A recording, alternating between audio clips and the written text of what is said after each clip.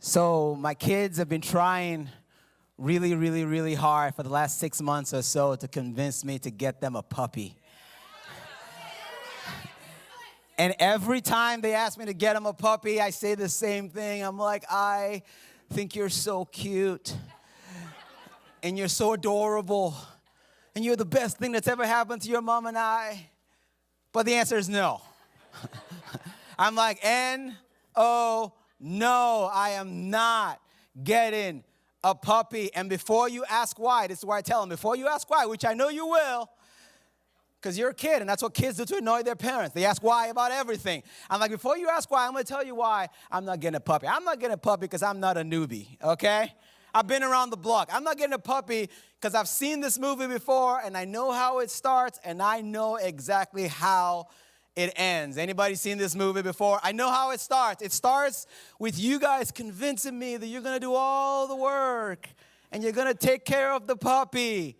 And the movie ends with me sitting with arms folded on a leather chair across from a therapist that I am paying to explain to me how I went from a perfectly content dad to the dad who is now standing outside at 2 a.m. in the morning in the winter cold, waiting for a puppy that I didn't want to go potty on my grass, all the while hoping my neighbors don't hear me saying words under my breath that pastors shouldn't say out loud. I don't want a puppy. But apparently, my kids aren't grown enough to have the mental capacity to understand the word no. Because no matter how many times I tell my kids no, they keep asking me for a puppy. I've said no like 973 times, and they're like, we want a puppy, and they will not stop doing anything they can to convince me to get a puppy. I came home the other day. I promise I'm not embellishing the story. This is a true story. I walked into my house after a long day at work, and it was quiet. Anybody else get nervous if you got young kids and you're walking and it's quiet? You're like, this is not good. So I look at my wife. I'm like, why is it quiet? Why don't I hear any gremlins screaming and running around? And she said to me, it's quiet because your kids are in a committee meeting. Before I could even ask, she said to me, this is a true story. She's like, those were their words. She's like, they told me that they put together a committee that was tasked with the purpose of convincing you to get a puppy, and they're in a committee meeting right now. I didn't even know that my kids could pronounce committee. Like, I didn't even know that my 5-year-old knew what a committee was, and they're like, we're in a committee meeting, and it was a legit meeting. Like, they researched on Google, they went on Costco.com, they researched everything you need for a puppy and how much it costs, and they came up with a plan for how they were going to pay for everything but the puppy. And Eden, my 11-year-old, came up with a PowerPoint presentation. I'm not kidding you. All that to say, by the time the committee was done, I learned something about myself. I learned that maybe I'm not as strong as I thought I was. Now, to be clear, I didn't say yes, okay? So I didn't say yes even after that presentation. I know, it's sad, but I didn't say yes. So don't email me anything about puppies. Don't drop in that. Someone already came up to me after first service like, if you want a puppy, no, I don't. I didn't say yes. It was cute, but I didn't say yes. But I also didn't say no. This is what I said. I said, I will maybe consider it in 6 months. That's what I said. I was like, I'll maybe, and seriously, fam, my kids were so excited to hear me say that I will maybe consider getting a puppy in 6 months. They were so pumped, you would have thought that I said I was bringing a puppy home that evening. Like, seriously, like the committee was throwing a party, and they're like, we were successful because 6 months from now, Daddy will maybe think about getting a puppy. Oh, that we would have the faith of little children. Oh, that we would be the kind of people that are so excited for what God may do, even though all we have is a maybe. Can you imagine? Can you imagine a community, and we're talking about culture, can you imagine a community of people who have the kind of audacious faith that we trust God to not only do what God can do, but we are willing to step out on the ledge even when all we have is a maybe. Imagine a community of people who have the kind of faith that Jonathan and his friend Bob had in 1 Samuel chapter 14. If you're not familiar with the story, some of you are like, Bob, you know there was a Bob. There's a Bob. I'll show you in a second, I promise. But quick context before we dive in, right? The writers tell us that there's a guy named Saul. Saul was the first king of Israel. And Saul found himself in a rather tough predicament. Saul's army, the Israelite army, was going against the Philistine army. And the writers tell us that Saul had 600 men with him, which you're like, that's a lot of people to go to war with, until you realize that the people that Saul was fighting against had so many soldiers. The writer says that they were as numerous as the sand on the seashore, which is usually the biblical way of telling you we can't count them.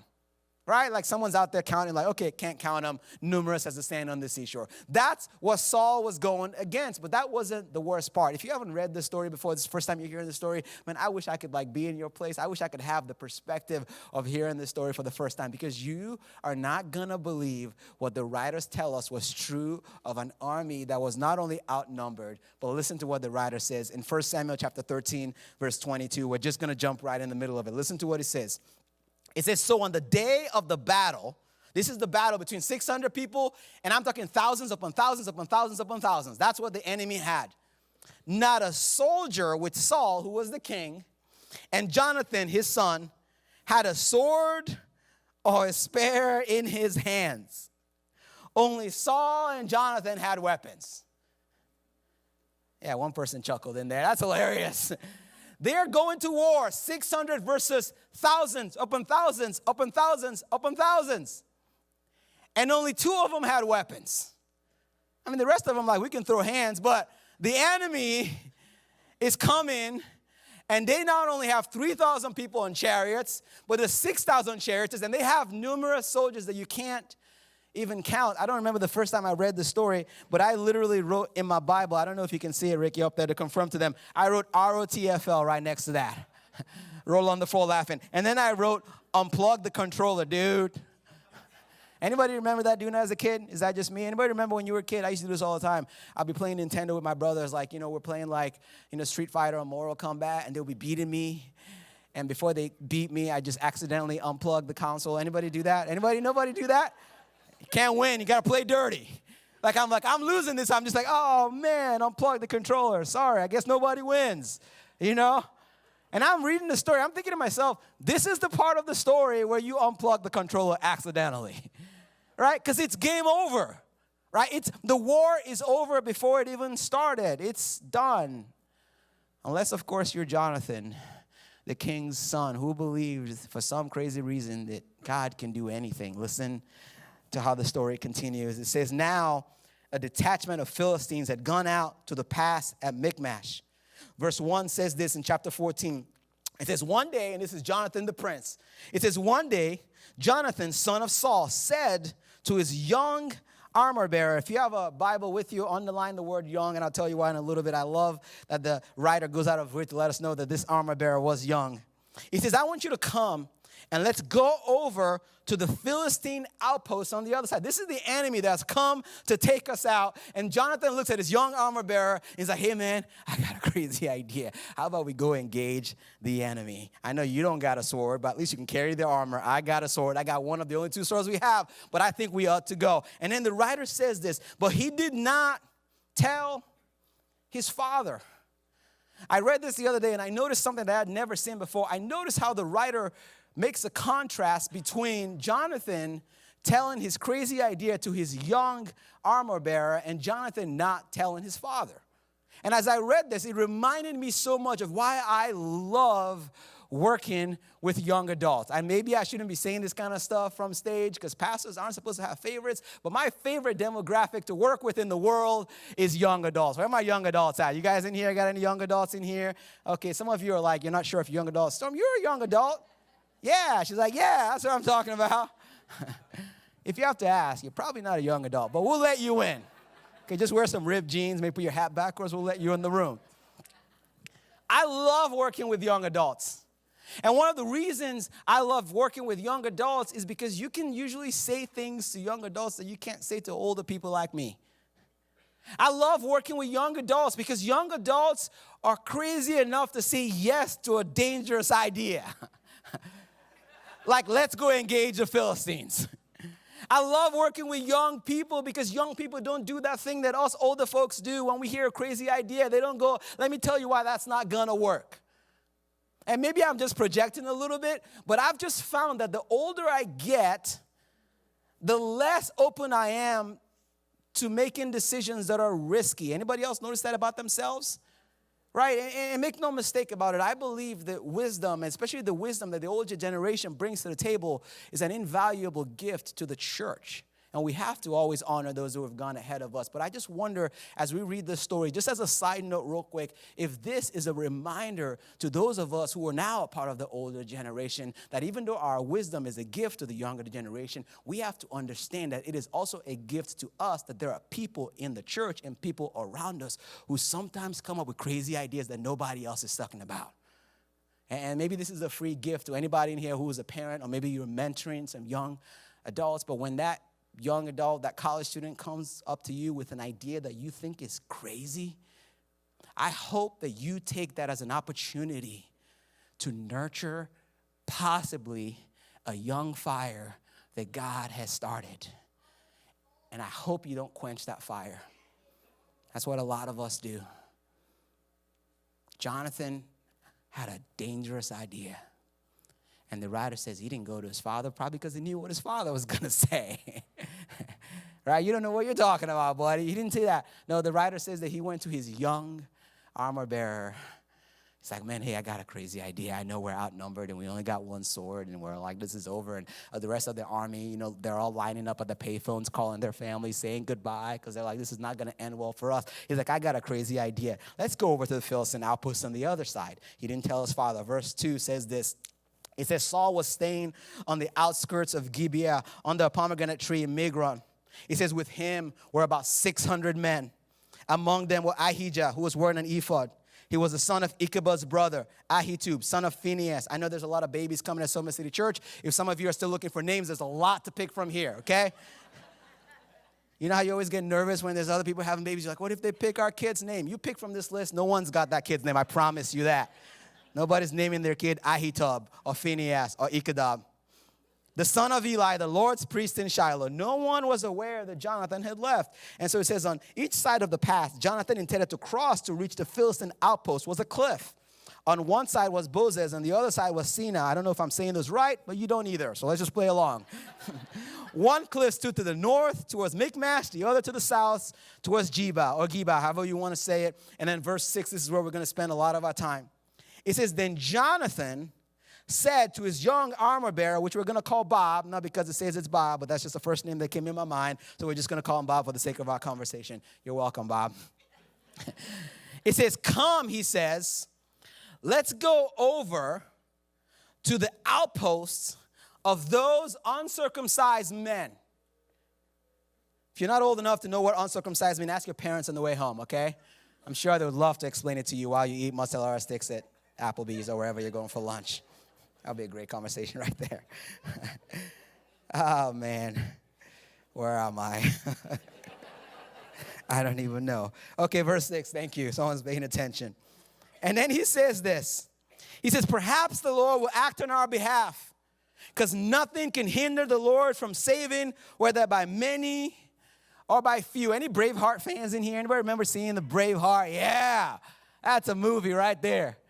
Remember that scene where they're about to go to war and they're outnumbered and they're scared and they're going to go back home, and William Wallace rides up on a horse, his face is painted, and he gives the speech that most of you hopefully have heard before.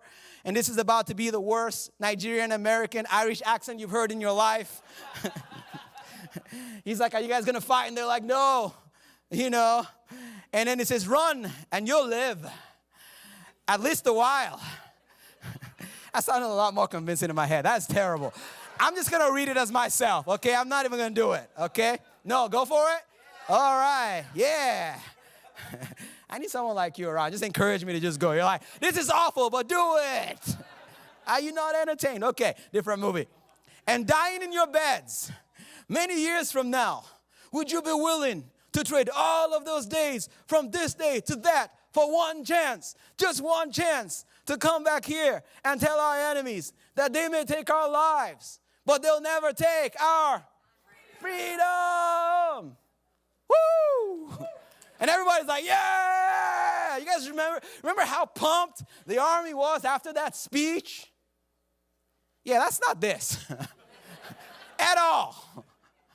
Jonathan goes, just picture this, okay? I know it's a Bible and we try to, just imagine you were the armor bearer. Imagine you were Bob and you're just walking around and you're carrying the armor. You're getting paid $3.50 to just carry the guy's armor around. You're just showing up for your job.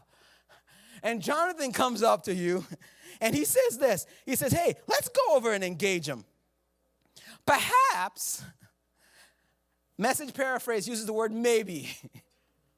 Eugene Peterson said, maybe the Lord will act on our behalf. Obviously, Jonathan had never seen Braveheart. Because that's not very inspiring. And I just wonder, I wasn't there, but I just wonder if Bob, if the armor bearer was like, oh man, I kind of wish you'd have left out the word perhaps. Right? I kind of wish you didn't put the word maybe. Let me show you how much more inspiring this speech is without the word perhaps and the word maybe. You ready for this? Let's read it like that word's not there. Okay? Come, let's go to the outpost of these uncircumcised men. The Lord will act on our behalf. Hoorah. Doesn't that sound so much better than, hey, let's go? Maybe God will act on our behalf and it'll go well. Or maybe not and we die. And that's all they wrote. Maybe, I don't know. 50-50. God may act on our behalf. You want to go? What do you think? All right? Yeah?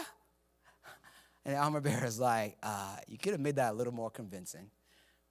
Let me show you my favorite part. My favorite part used to be what Jonathan said, but let me show you my favorite part of this narrative. Listen to what the armor bearer said to him in verse 7. He says, hey, I want you to do all that you have in mind, his armor bearer said. Go ahead. I'm going to pray for you. I'm praying for you. I'm going to send positive thoughts and vibes your way. I don't even know what that means, but people always say that online. Just send positive thoughts your way. What does that mean? Does anybody know what that means? I don't know what that means. Anybody know? Okay, yeah, nobody knows what that means. But we all like it, though. We're like, yeah, positive thoughts. All right, the armor bearer didn't say that. Listen to what he said. This is so good. He says, go ahead. I am with you, heart and soul. In other words, he's like, I'm not just with you because it's my J-O-B. I'm not just with you because you're the prince and I don't have a choice. I actually have a choice. I could go tell your dad and blow this whole thing up. But he's like, I'm with you heart and soul, which is another way of saying, man, I too want to know if maybe God will act on our behalf. Man, I'm in. It's crazy. It's dangerous. But I am in. And I don't know if this is what happened. This is just my crazy Nigerian imagination. I just imagine Jonathan was probably surprised because it was a crazy idea and he didn't know how the young armor bearer was going to respond. And so when he says, I'm with you, Jonathan's like, oh, you are? Oh, sweet. All right, we're gonna do this. All right, get ready, go get your weapon. Let's go. Okay, just kidding. You don't have a weapon. I knew that already, right? I'm the only one that has a weapon. But get your armor and we're gonna go. Okay, bring it in. They're like, let's huddle. Bring it in, real quick. Come on, Ricky, bring it in. You be my armor bearer. Bring it in. Here you go. There you go. All right. What do we want to say? There's a good chance we might die on 3. You ready? There's a good chance we might die on 3. Go. Yeah, let's go. That's what happened. Literally, there's a really good chance this may not work out. Jonathan knew that. Jonathan wasn't just saying that. Jonathan knew there was a real possibility that this was going to end up as a disaster. And yet he's like, we're going to go. We're going to see what God does. And his armor bearer said, yes, I'm with you. Heart and soul. Spoiler alert, if you don't know the story, they go engage a Philistine. It's absolutely incredible. And the writer says that God sent, they fought like 20 men, which you're like, okay, 2 versus 20 is still impressive. It's not that crazy when you have thousands and thousands of people who are fighting against you. But the writer says that God sent a panic into the camp of the Philistine army. And because of their act of faith and obedience, God started a ripple effect that caused the victory for the nation of Israel and somehow they win an improbable battle because of Jonathan and his armor bearer. If you've not read this story, please go home and read it because it's absolutely amazing. But if you read the story, when you read the story, please don't make the mistake that I make a lot of times when I read the Bible. Okay, please don't do that thing that some of us who have been in church a long time do. Don't do that thing where you put these stories in the same category as the Avengers.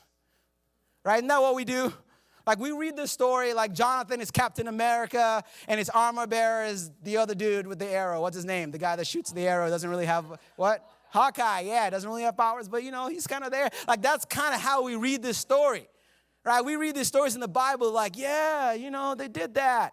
We think of these biblical heroes like they're these superhuman people who did the superhuman things that we and I could never do. And I think it's so interesting that the same Bible that tells these stories that we think are amazing goes out of his way to let us know that these were ordinary men just like you. Do you know that? That the Bible says that these people that we read about didn't have anything special that you and I don't have. They were ordinary people. You read the story and it's easy to go, well, yeah, that makes sense with Jonathan. No. These were people just like you. And maybe you can't relate to Jonathan because he was a prince. But I'm hoping that at least most of us in here can relate to Bob. Right? He's an armor bearer. I was joking earlier, but Bob was just getting paid $3.25 or whatever minimum wage back then to just kind of show up and carry the armor. If we can't relate to Jonathan, maybe we can at least relate to his armor bearer. And I think it's so amazing that there's this story in the Bible. And it's not just a story of Jonathan the prince. It's a story of Jonathan and his young armor bearer. Can you imagine what kind of stories he was telling his grandkids? Like, man, I got to be a part of one of the most epic stories in all of history. His name got to be a part of something incredible that God did. And it was all because he had the faith to say, Amen. Amen. And I know it's so easy for us to read stories like this. Like, yeah, that was a long time ago, and this is 2023. We got smartphones now. It's a different world. Well, that is true. But may I be so bold as to suggest this morning that I believe that the same God who used the armor bearer to play a small role in his amazing story all of those years ago is saying to you and I today that I want to use you to play a part in my story that's bigger than anything you could ever dream or imagine for yourself. Oh, man, if I could go around the room and grab each of you, starting with Lance by the face, and look you in the eye and just say it to you eyeball to eyeball, I will, because I believe this with all of my heart that every single person in here, from baby to however old you are online, that the God of the universe is looking at you going, I have a part for you to play in my story that nobody else in the world can play. It's a unique part that I crafted for you. And that part, it may not look like what you think it ought to look like, but it is greater than anything you could ever dream, imagine, or ask for. I want you to play that part. But it's going to require you to have a kind of faith that maybe you're not used to having. And that's what you and I are going to have to wrestle with today. Is that do we want to say yes to this invitation that God has given us to be a part of his story? And the answer is yes, we want to say yes to it. Then we got to come around the question to ask ourselves, are we willing to be the kind of people that have the kind of faith that Jonathan and his armor bearer had? I think if a lot of us are honest, you're like, I don't think I got that kind of faith. Right? I mean, let's just be honest. I mean, you guys have met people probably that you're like, oh, that person has a lot of faith. I wish I had their kind of faith, but that's not me. I don't have a lot of faith. Maybe I have a tiny little itty-bitty faith. And what I love about this narrative is that it's not just a story of big faith. I love that it's a story of big faith, and it's a story that invites you and I to be a part of God's story by showing us how to grow our faith. I think the worst kind of sermons sometimes in church, and I'm guilty of this, is the sermon where you come to and the preacher inspires you and you're like, yeah, let's go live by faith. And then you go home and sit at your desk and sit on your couch and you're like, I have no idea how to do that. You ever heard those sermons? You're like, I'm pumped. And it's Monday. You're like, okay, well, that was exciting for 2 seconds. I don't know what to do. I love that in this narrative, we get to not only see great faith, but we get to learn some habits to practice it. And so here's what I want to do for the rest of our time. I just want to put some flesh on this conversation. I want to give us some practical things. I want to give us 2 practical things that you can do to grow your faith. God has a role for you to play in his story, but you can't play that unless you have faith. And in order to have faith, I think that there are 2 things that you and I have to get better at doing. And I try to put this in 2023 close so you guys can remember. But there are 2 things we see in this passage that we have to do. And here it is. I think we have to get better at saving the receipts and shooting our shots. Somebody say, save the receipts.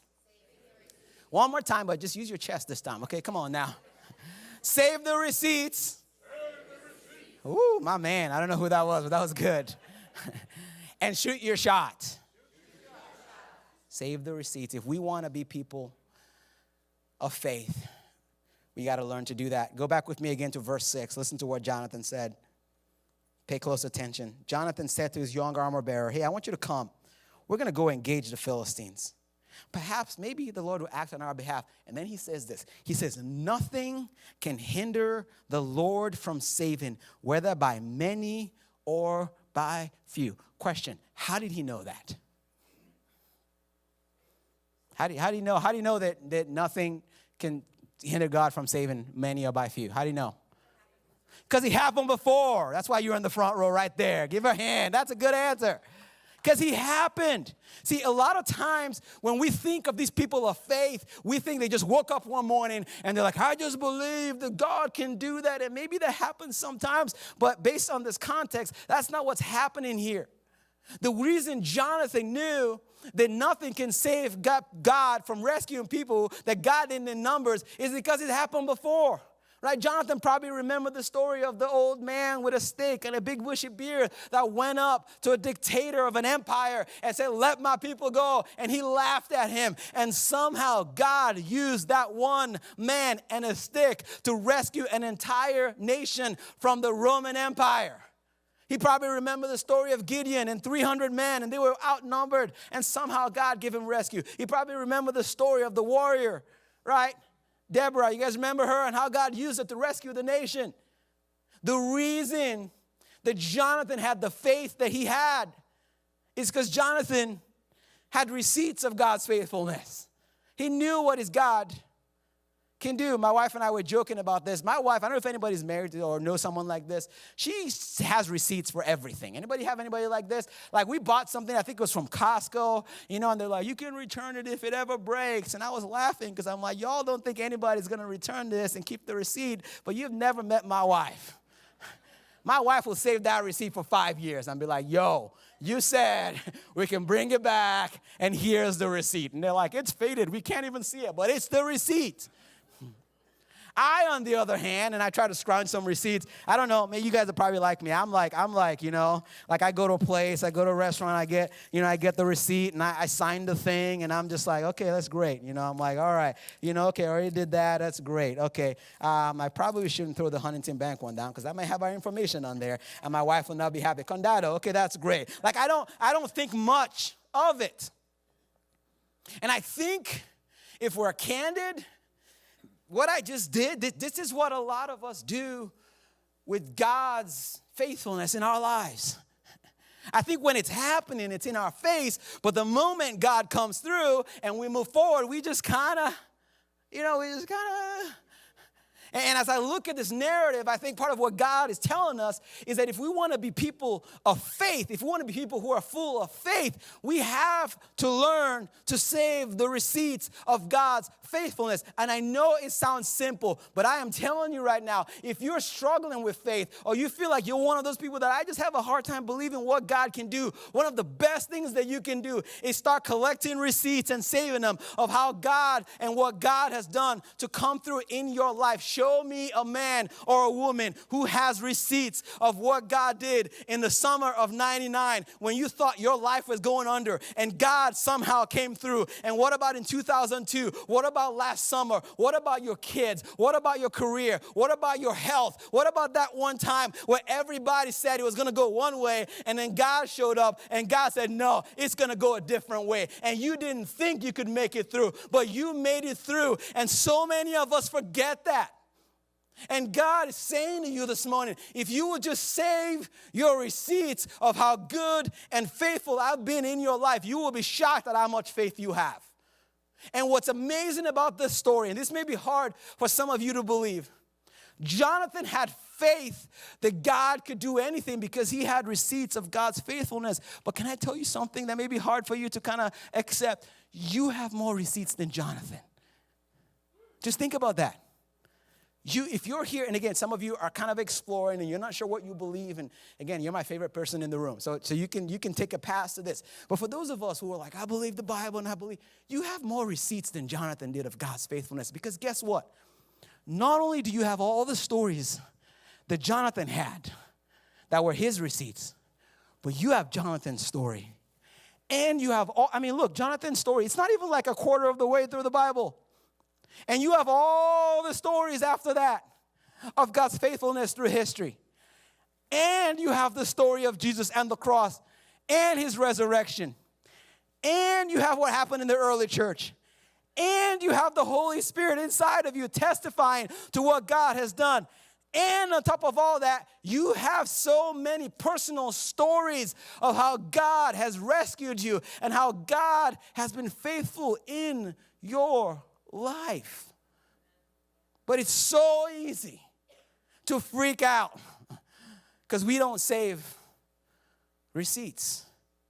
And I'm not here to suggest that life hasn't been hard. I mean, some of you in here, it's been a lot of ups and downs, a lot of difficult moments, a lot of hard times. So I'm not saying it's been easy. No, here's what I'm saying. You are here even though it's been so hard. And that in and of itself is a receipt of God's faithfulness. Some of you didn't even think you would be here today.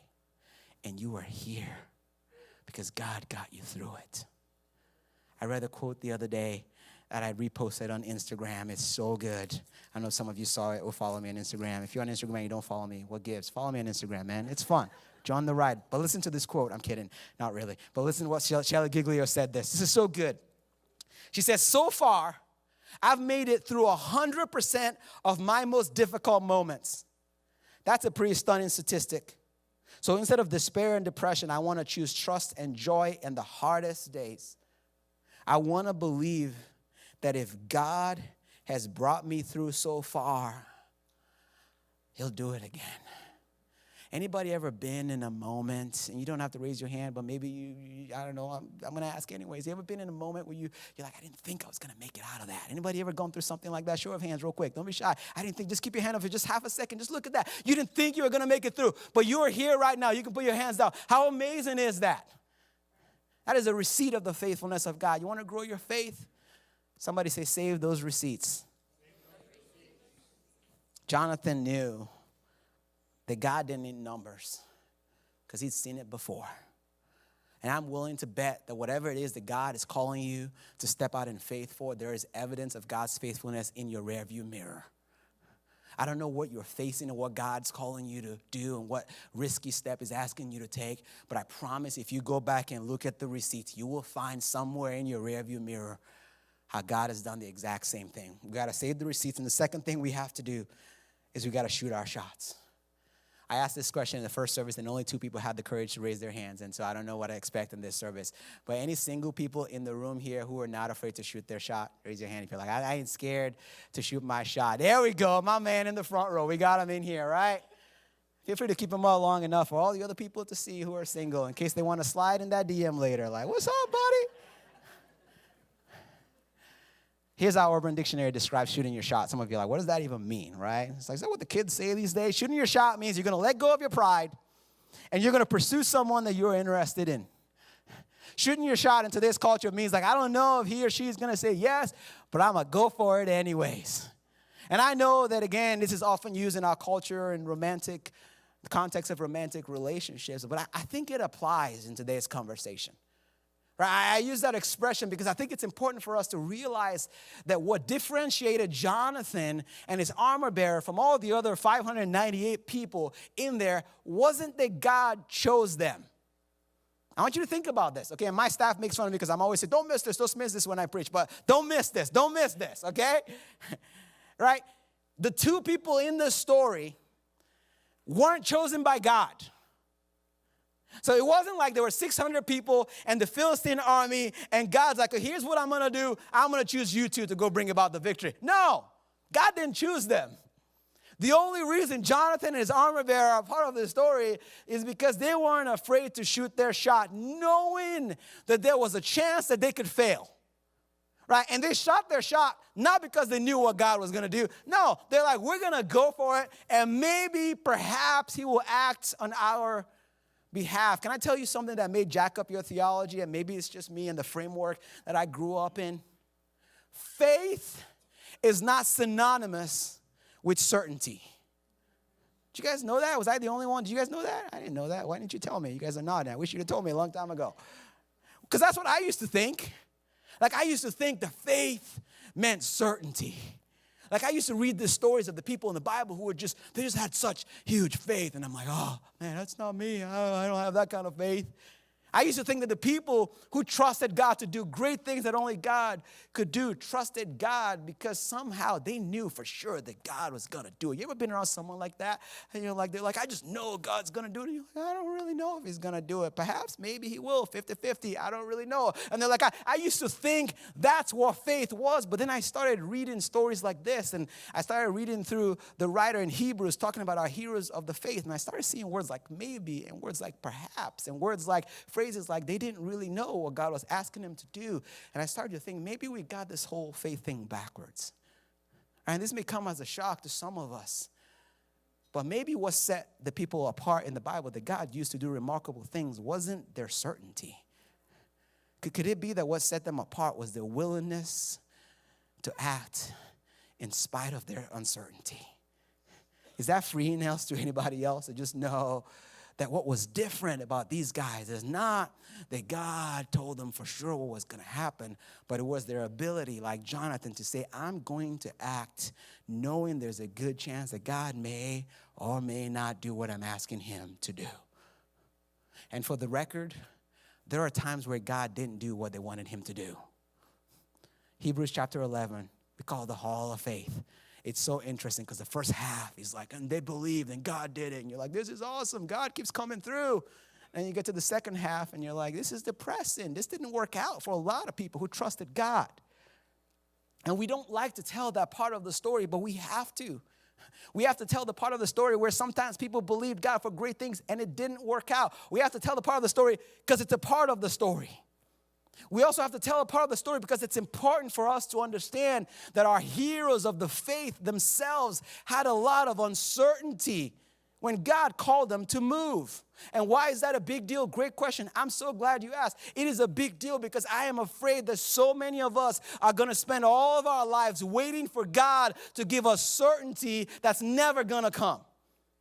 And what I want you to consider this morning is that maybe this whole time you've been waiting for God to make certain things certain in your life so you can act. And the whole time God's actually waiting on you to act before the certainty comes, because that's what faith is. I heard a preacher say it this way a long time ago, and I've never forgotten it. It's so good. He says this. He says, faith is spelled R.I.S.K. Isn't that so good? That's how you spell faith. Faith is spelled R-I-S-K.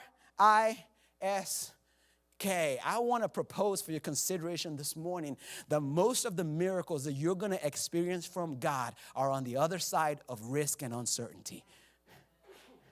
I'm telling you right now, that most of the stories, if you follow Jesus and you want to be a part of his story and you're like, I don't want to just coast. I don't want to just settle. I want to experience everything God has for me. I want to look back at my life and go, that was more than I could have ever dreamed or imagined for myself. Most of those stories are on the other side of risk and uncertainty. And at some point, if you're a follower of Jesus Christ, we have to decide if we're willing to say yes in spite of the uncertainty and the risk in front of us.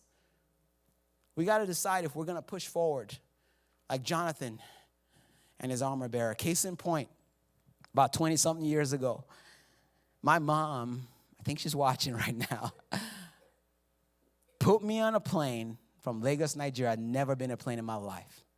She put me on a plane I was going to somehow end up in Toledo, Ohio.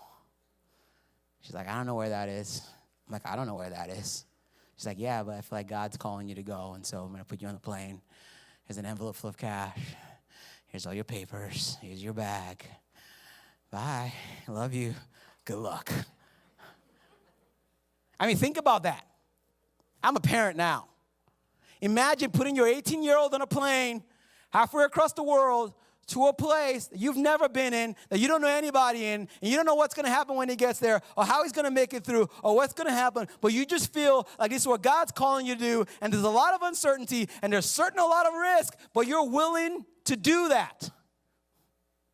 That decision in the fall of 99, you could argue was like, what in the world? Changed my life. I wouldn't be here right now if my mom didn't take that risk of putting me on the plane.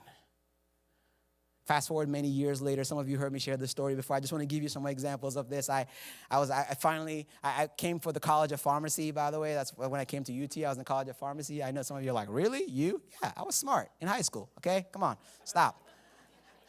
Like, I thought you just preached. No, I was pretty smart, Dropped out. Felt like God was calling me to go to ministry. I started volunteering in the ministry, and I became an intern. And I remember my dream was like, maybe they'll ask me to lead the thing, and I can speak all the time. Oh, that would be amazing. That was what I was praying for. And finally, the guy that was leading the thing stepped down. You ever been in that situation where someone steps down, and you're like, I'm not glad you stepped down, but I'm glad you stepped down, because now I can step in. And sure enough, the guy who was leading the whole thing invited me to go to coffee. And word got out on the street that they're going to ask you to be the leader of the thing that you wanted to be a part of. And I'm like, yeah, let's go. And I felt like God said to me, I want you to say no. Not just to the role, but I want you to actually step down from the whole thing and just go keep mowing grass. I was like, are you kidding me? I've been waiting years for this. This is my thing. This is what you called me to do. This is what you gifted me to do. Now I have a chance. You want me to go back to just mowing lawns? Like, are you kidding me? And I felt like, God, that's what I want you to do. And I remember sitting at the coffee house, and the person sat down, and you ever go to coffee with someone, you got to use the bathroom before you come back because you have to go think about what you're going to talk about. I'm like, can I just go to the bathroom real quick? I know we just got here. And I go in the bathroom, and this is gross, but, I was desperate. And I knelt down in the bathroom.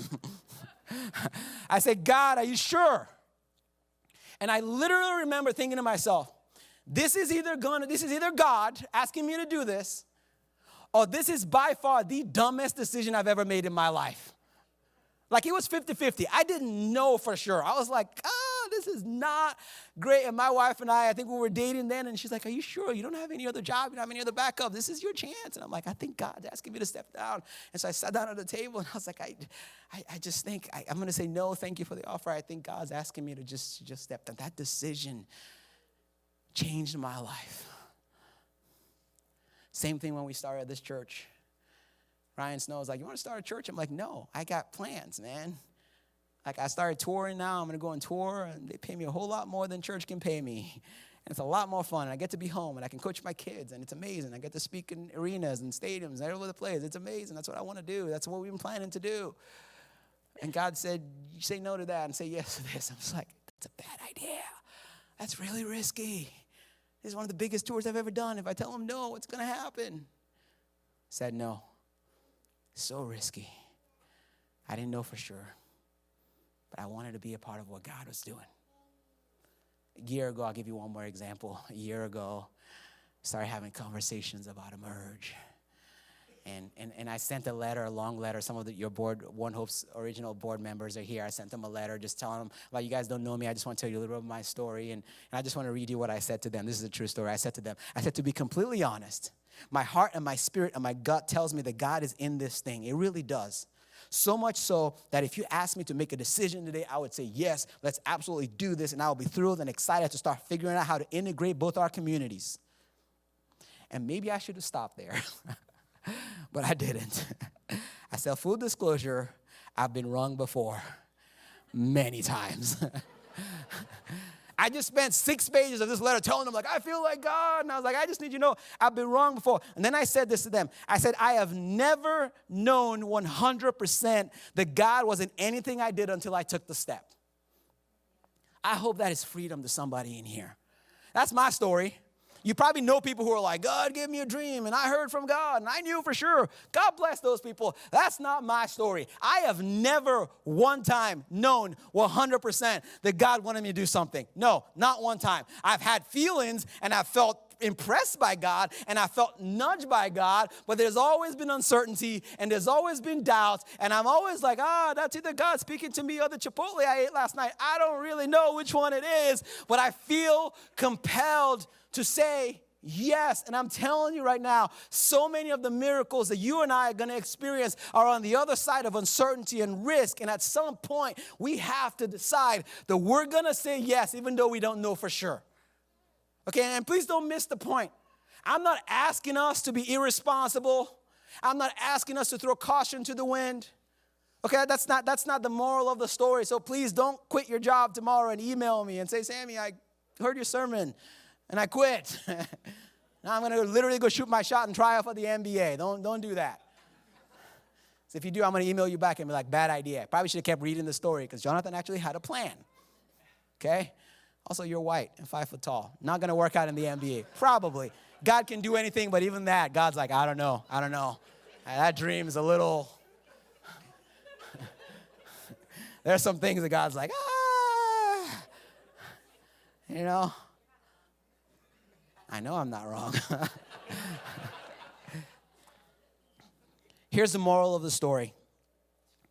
As we continue to be faithful where we are, I don't know where God has put you, as you continue to be faithful and as you steward what God has given you, right, where you are. You may not be where you want to be, but I hope you continue to be faithful and you continue to steward it and you continue to trust God in that place. And God, this is what you've given me. I want to do the best of what you've given me where I am. As you continue to do that, there may come a time where you feel like God asks you to do something really risky and you're not going to know for sure.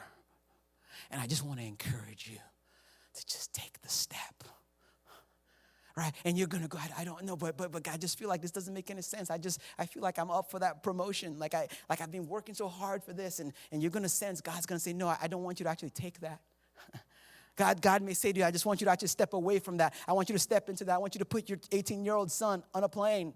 You don't know where he's going to go, but I want you to trust me with his future. Yeah, I want you to actually sell that extra car and just give the money to somebody else. I want you to move that family in. I want you to foster that kid. I want you to adopt that kid. And you're like, this doesn't make any sense. But you feel like God's calling you to take it. And I just want to encourage you, challenge you, exhort you, whatever word I have to use to just say, when those moments come, don't hesitate, because you are one scary, risky step from the greatest adventure of your life. And if you're sitting here going, Sammy, how do I know which one is me and which one is God? And how do I know when to move? I'll give you the biggest litmus test that I found. You will know that it is God who is prompting you, because it will not be about you. That's how you're going to know. So if your dream or your step of faith is all about you and your little tribe and your family, those things aren't necessarily bad, but maybe that's really more you. But you will know when God's calling you to take that step, because it's not about you. Most of the time, it's for the benefit of other people in the story of God. It's a little small detail, but notice what Jonathan says again in verse 6. Listen to this. Jonathan says, perhaps the Lord will act on our behalf. Jonathan doesn't say, perhaps the Lord will act on my behalf. No, it's our behalf. Our is not just him and his armor bearer. Our is the nation of Israel. Our is the other 598 soldiers. Our is all the women and children and men who are trembling in fear because the Philistines are coming to oppress them. Jonathan wasn't on some solo personal agenda mission. Jonathan wasn't trying to be a hero. Jonathan was trying to steward what God has given him. Jonathan was looking at the big picture and is going, I'm going to take this step, not because of me or because I have something to prove. No, I'm going to take this step because maybe God will act on our behalf, because God knows that we need him to move. You'll know it's God because it's not going to be about you. And I just think it's so amazing in this story, right, that Jonathan acts before he knew for sure what God was going to do. And are you ready for this? God doesn't act before Jonathan moves. Isn't that a fascinating tension? Jonathan acts before he knew for sure what God was going to do. But God didn't act until Jonathan moved. There are so many things that God has for you. I believe with all of my heart. And most of them are on the other side of uncertainty and risk. It's not that God couldn't do it, but God is waiting on you to move. He's saying, I want you to trust me whether it works or not. Faith is spelled R.I.S.K. Can I show you my favorite part of the story and then we'll get out of here? I know I said earlier that was my favorite part, but I lied. This is my actual favorite part of the story. Listen to what it says in verse 21. It says, those Hebrews who had previously been with the Philistines and had gone up with them in their camp, went over to the Israelites who were with Saul and Jonathan. This is like my kid, Lola, my 5-year-old. She'll come in the room when I'm watching football, and she's like, Daddy, what team are you rooting for? I'm like, the red team, because she likes the colors. And she's like, go red team. And she'll go play and come back 30 minutes later, and she'll look at the score, and the blue team is winning. She's like, go blue team. And I'm like, what? You can't switch. You're grounded, okay? That's what happened.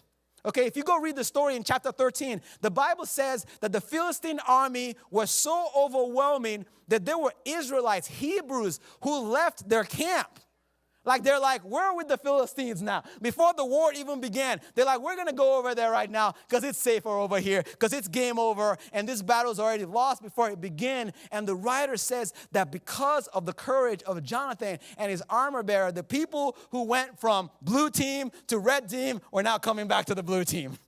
And I would have been like, no, stay over there, okay? Not allowed, but I wasn't there, so they didn't ask me my opinion. But it says in verse 21 that they had previously been with the Philistines and gone up to their camp. Now they came back to the Israelites who were with Saul and Jonathan. And then verse 22 said this.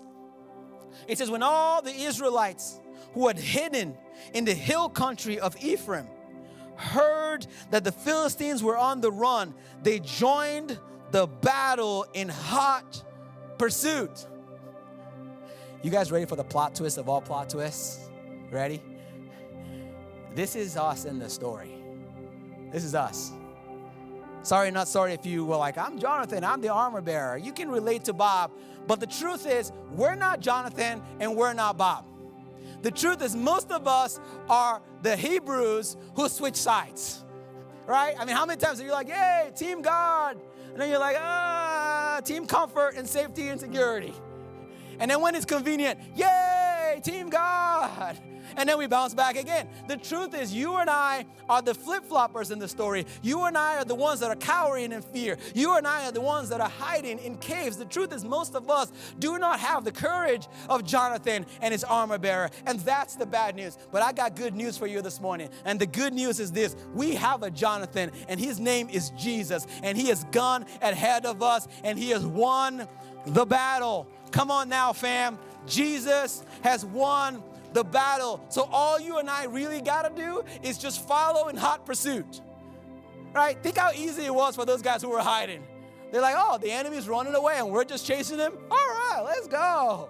You know? And that's us. Jesus said, I already won the battle. Okay, you're just fighting for a battle that's already won. I already know the final score of the game. It's just on DVR, and you're just watching it now, but I'm going to spoil it for you. We win in the end. And I'm not going to ask for a show of hands, but if I did, probably everybody in this room would say, I believe that. Right? Some of you are still searching, but most of us, I would argue in this room, I would believe, imagine in this room, believe that Jesus has won the victory, that he did die, he did overcome death. That we know how the game ends. And if that is you, can I ask you a question? I promise I'm almost done. If it's true, if we truly believe that all these stories happen in the Bible, if we truly do believe that Jesus overcame death and conquered everything and he's always with us, what are we so afraid of? What are we so afraid of? If all of that is true, why are we still cowering in fear? Why are we still hedging our bets? Are we really gonna say that Jesus did everything that he did and we're still gonna play it safe our whole lives? Are we really gonna just settle for the American dream? Is that it? That's it? You just hope you have a nice job and pay your bills and have a nice house, white picket fence. Hopefully maybe you get a puppy or a dog or whatever it is and your kids grow up to be good people, contribute to society, and then you go to heaven someday. Is that? Are we really gonna pretend that there's not more to life than that? Are we really going to pretend that the Bible doesn't say in Ephesians 2 that we are God's workmanship created in Christ Jesus to do good work that God prepared in advance for us to do? Translation, before you came out of your mother's womb and took your first breath, God said, I had good work for you to do on this earth. I have something that I want you to do for my story on this earth that I crafted just for you. And the question you and I have to wrestle with today is, are we willing to engage that on the other side of risk and uncertainty? What's it gonna take? I don't know about you guys. I know I'm preaching a little bit long, but it's second service, and I don't care. But come on now.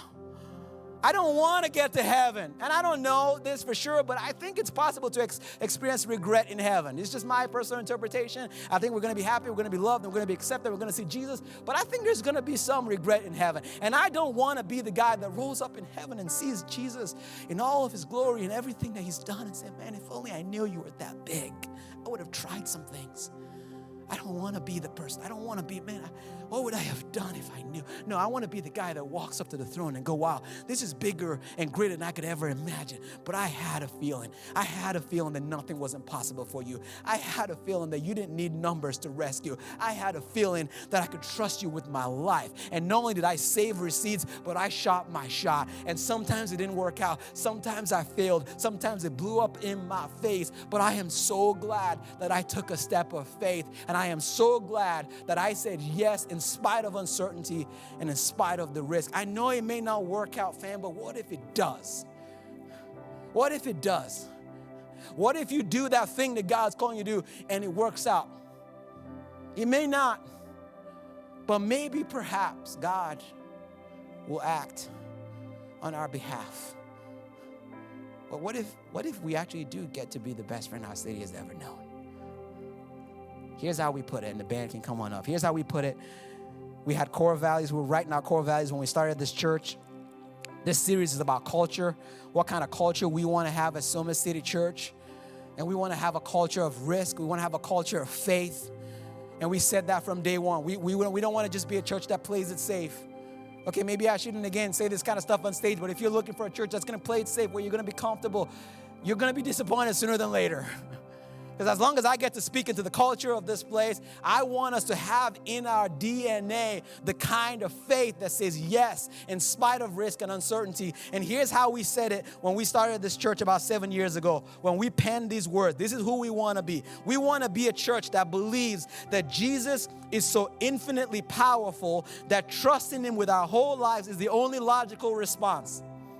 Because we believe that nothing is impossible for Jesus and he can do more in a second than we can do in 1,000 years, we pray and we dream and we expect him to do things in our city and in our church and in our lives that are way beyond human capacity. We will always wrestle with doubt, but we're not going to let fear and insecurity stop us from taking risks, not for ourselves, but for the sake of Jesus and our city. We choose faith over fear, sacrifice over safety, courage over comfort, because even when we can't see it, Jesus is always sovereignly working all circumstances of life for our good and for his glory. We are people of faith because Jesus conquered death and nothing is impossible for him. Nothing. It's not hype. I ain't here to hype you. I'm pumped because this is what got us here and this is my story. Nothing is impossible for Jesus. And he's saying, will you come be a part of a story that's bigger than you?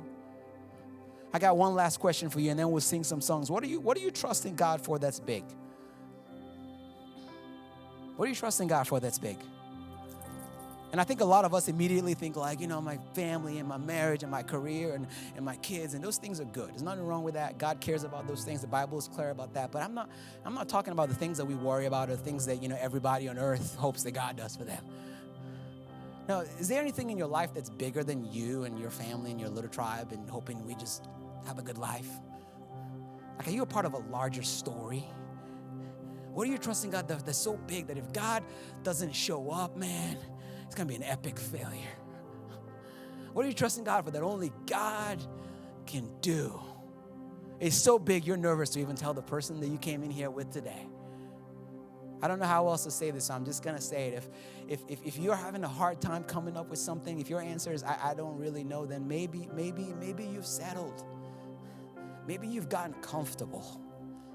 Maybe you've bought too much into the American dream and its comforts. And I'm praying today that God will cause a holy discontentment to rise up inside of you. And maybe it's time to go back to the drawing board and say, Jesus, look at your friends and say, man, give me a dream that's bigger than me. Invite me. Oh, show me what you want me to do in your story that's beyond me and my little comfort and my little safety. What step do you want me to take to trust